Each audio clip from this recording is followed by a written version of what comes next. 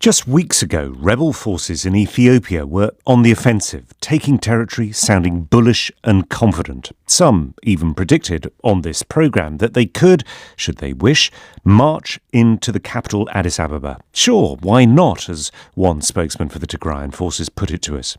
Now, though, the picture is very different. Those same forces have announced an almost complete pullback to the northern province of Tigray itself.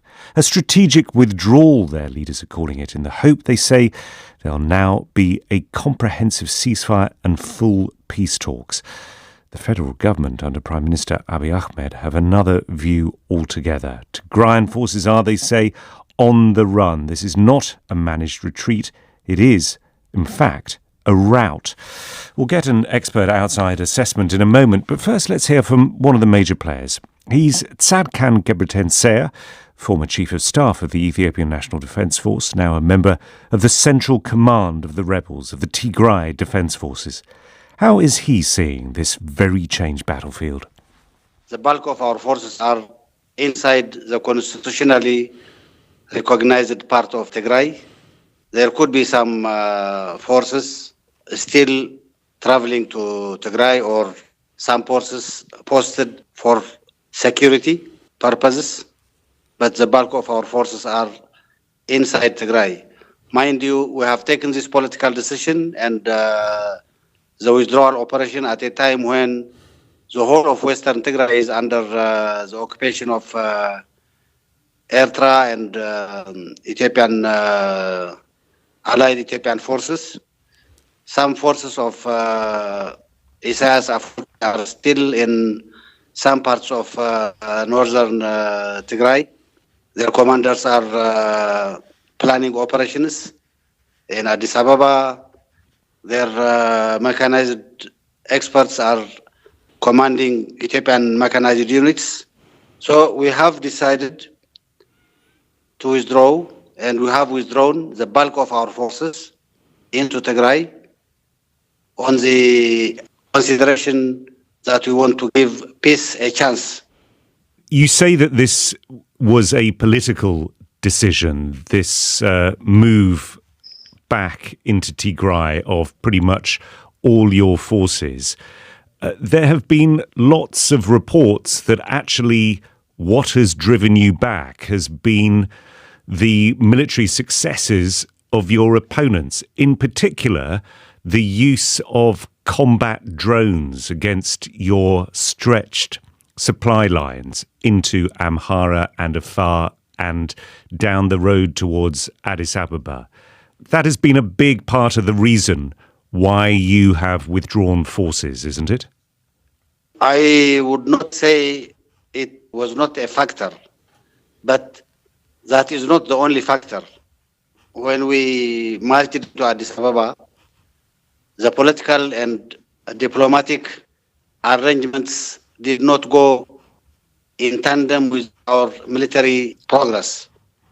The diplomatic and arrangements were not in place. And it was a factor that we had to consider, especially when we have a very long supply line, supplying a huge army, and our trucks are moving either for supplies or reinforcements. Those were an easy target for the drones. So the drones had an effect on our supply line. There are forces opposed to you who are currently in Western Tigray, that you also say that there are members of the Eritrean army in northern Tigray. Why did you not concentrate your efforts there? Were you guilty of perhaps being a bit too ambitious in trying to march all the way to Addis Ababa? No, I think it has to be clear from the outset that there was no intention to march into Addis Ababa.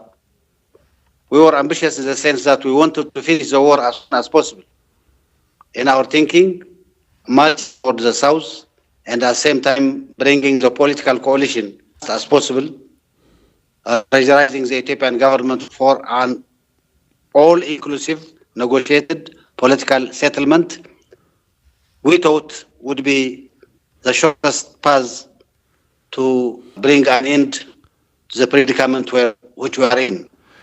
You've talked many times about your desire for there to be an all-inclusive political dialogue.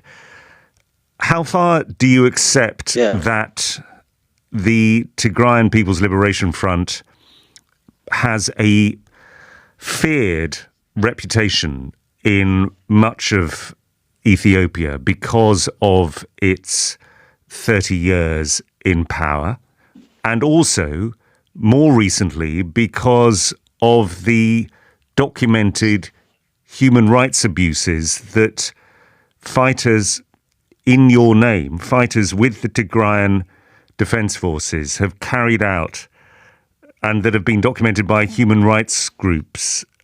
Summary executions, rapes, and other possible war crimes have been carried out by Tigrayan rebel forces in Amhara and Afar.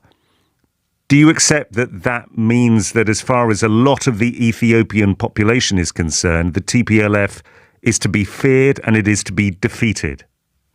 The war that is being waged in Tigray is a war of resistance by the people of Tigray.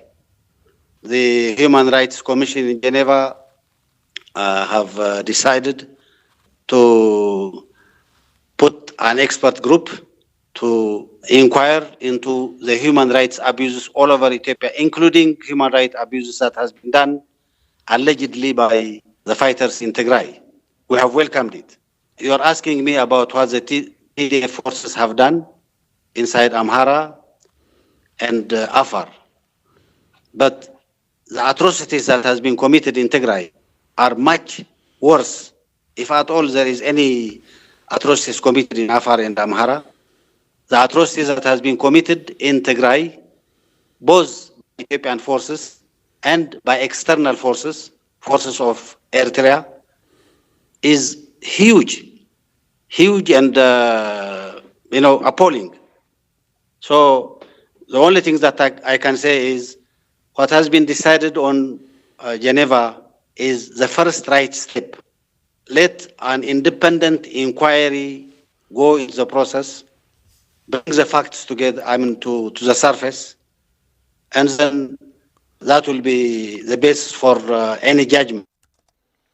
That was Tzadkan Gebreselassie, Chief of Staff former Chief of Staff of the Ethiopian National Defence Forces, now with the Tigrayan Defence Forces. Alex Rondos is a former European Union Special Envoy to the Horn of Africa. What does, in particular, the use of drones and the involvement of outside powers say about the Ethiopian conflict? It's catastrophic in its implications. In effect, we run the risk of having a Syria or a Libya in the middle of Eastern Africa, in a country of 100 million people. Suddenly, whoever began this conflict, this famous police operation, has turned it into something that is potentially an ethnic civil war that is now being weaponized by foreign powers in Ethiopia. Once you begin that, you don't pull out fast. I think this is one of the most dangerous things that could have occurred, and an act of the grossest irresponsibility, both by those who've invited those powers in and those powers in the manner in which they've acted. I could not be more unequivocal, I hope. And everyone in this region who surrounds Ethiopia is shuddering with fear. They won't say it. I will say it for them.